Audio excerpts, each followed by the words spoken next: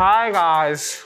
So I'm alive on this earth for 10 to 15,000 years and I've learned one thing.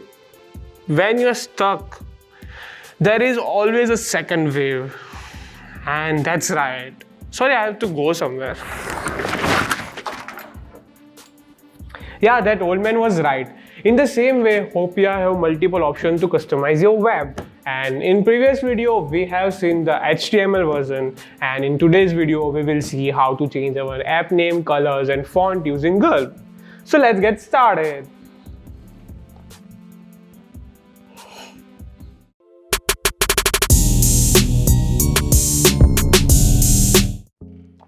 For starters, go to gulp.config.json. Starting with changing the name, change the name in app name. And we are keeping it Heels Pro for now. So my name can easily be changed from here. To run the project, we will run command npm run watch. And it will take some time. Meanwhile, you can just comment down what kind of website you are going to make with using HopeUI. Here is the project and it has been run on localhost 3000.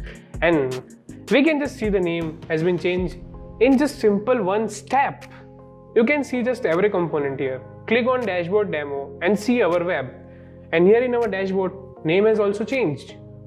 If you want to change any variable down here, we can just go to src, assets, scss, custom, then variable.scss and let's update in that. So firstly, we'll update the colors. So search theme color and we will update the primary color first. So let's just copy this color code from here. I am just doing this for example and replace it with the blue color in primary color and just save your code. Now reload your website and every element which is primary in your website will be changed.